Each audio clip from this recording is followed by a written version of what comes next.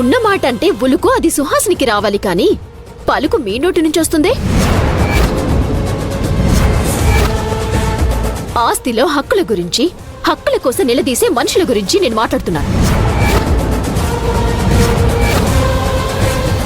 నా ఆస్తిలో వాటా అంటూ వేరే వాళ్ళకి ఇవ్వటానికి మీకెంత ధైర్యం ఉండాలి? నన్ను ఎంత చులకన చేసి వేరు చేసి పక్కన పెట్టారు. ఆ విషయం గురించి మాట్లాడుతున్నాను. చూడు, ఇది నా ఇల్లు, నా గది. ఇక్కడ ఎవరు ఉండాలి, ఎవరు ఉండకూడదు అని నిర్ణయించాల్సింది నేను అని పదే పదే అహంకారంతో మాట్లాడుతున్నావు కదా. ఇప్పుడు చెప్తున్నాను విను. ఏదో ఒక గదిలో ఏదో ఒక మూలన పడుండు, నాకెటువంటి ప్రాబ్లం లేదు. కానీ వీలైనంత వరకు నా కంటికి కనపడకుండా ఉండు. అప్పుడే నీకు మంచిది అలైక్య. అలా దాక్కుని బతకాల్సిన అవసరం నాకేంటి? నేను ఇంటి కోడల్ని, మీ భార్యని. అలా భయపడుతూ బతకాల్సిన అవసరం నాకు లేదు. అలాంటి బతుకు నీకు అక్కర్లేదు అంటే సుహాసిని విషయంలో జోక్యం చేసుకోకుండా ఉండు.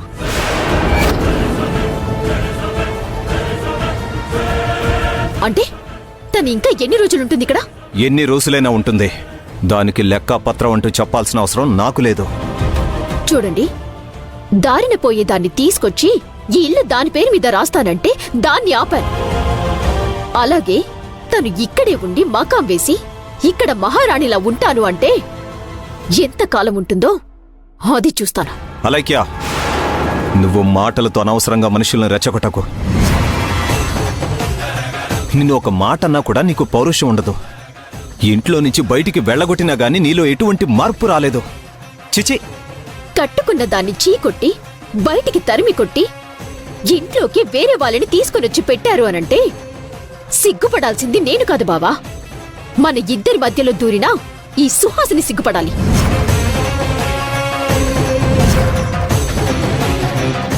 అలైక్య, సుహాసిని విషయాన్ని ఇంకొకసారి మన మధ్యలో తీసుకురావద్దు.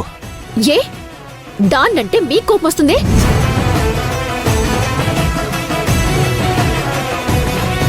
దీన్ని ఈ ఇంట్లోనే పెట్టుకుంటా, ఈ ఇంట్లోనే ఉంచుకుంటానంటున్నారు కదా. ఎంతకాలం ఉంటుందో అది చూస్తాను. ఈ ఇంటి నుంచి దీన్ని బయటికి పంపించే తీరుతా. ఏంటి చిటికెలు వేసి ఛాలెంజెస్ చేస్తున్నావు? అలైక్య, నువ్వు మళ్ళీ మళ్ళీ మితిమీరిపోతున్నావు. నీ నోటికి ఒక హద్దు ఉండట్లేదు. నీ చేష్టలకు ఒక అర్థం పర్థం లేకుండా బిహేవ్ చేస్తున్నావు.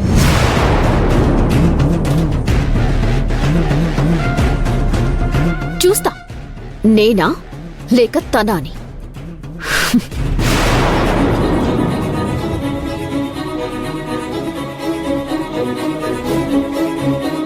చూడు సుహాసిని, నువ్వు అలైక్య గురించి ఎక్కువ పట్టించుకోవాల్సిన అవసరం లేదు. తను ఏమన్నా కూడా మాటలు పడాల్సిన అవసరం నీకు లేదు.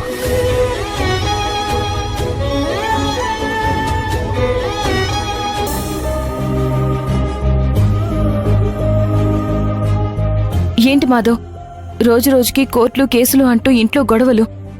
ఈ గొడవలు ఎంత దూరం వెళ్తాయో ఏమో తలుచుకుంటేనే నాకే భయమేస్తుంది. ఇక్కడ మా అన్నయ్య బానే ఉన్నాడు, అటు అలేఖ్య సుహాసిని వాళ్ళు బానే ఉన్నారు. బాగలేంది బాధపడేది అమ్మ, నాన్న, అక్క, బావ. ఇటు మనం ఎవరి ప్లాన్లో వాళ్ళున్నారు. మాధవ్, నువ్వే కల్పించుకుని ఈ కేసులు కోర్టులు లేకుండా బావగారితో ఒకసారి మాట్లాడు. నువ్వెంతో నేను అంతే భూమి. నేనేమైనా కోర్టులో కేసు పెట్టమని చెప్పానా? ఇటు అలేఖ్య సైడ్ నుంచి లాయర్ ఉన్నారు, అటు సుహాసిని సైడ్ నుంచి లాయర్ ఉన్నారు. మనం కోర్టులో జడ్జికి ఎదురుగా కూర్చోవడమే. ప్రేక్షకులే ఇప్పుడు మన పరిస్థితి. ఇక నువ్వు ఒక విషయం మర్చిపోతున్నావు మాధవ్. ఇప్పటి వరకు అలేఖ్యకి బావగారికి సుహాసిని మధ్య ఒక బిడ్డ ఉందని మాత్రమే తెలుసు. కానీ బావగారు సుహాసిని మెళ్ళలో తాళి కట్టారనే విషయం అలేఖ్యకి తెలీదు.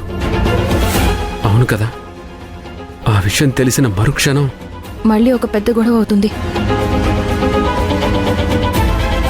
అలేఖ్య అంత ధైర్యంగా చట్ట ప్రకారం బావగారు నావాడే, ఈ ఆస్తి నాదే, సుహాసినికి తాళి కట్టలేదు, పెళ్లి చేసుకోలేదు కాబట్టి అది ఎప్పటికైనా పరాయిదే అనే ఆలోచనతోటే ఉంది.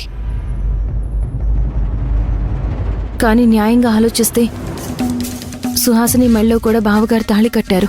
అంటే బావగారు మొదటి భార్యకి తెలియకుండా రెండో భార్యని పెళ్లి చేసుకున్నారు. అందుకే కోర్టు కేసు ఏమీ వద్దని చెప్పు మాధవ్. చెప్పు చెప్పు అంటే ఏం చెప్పను?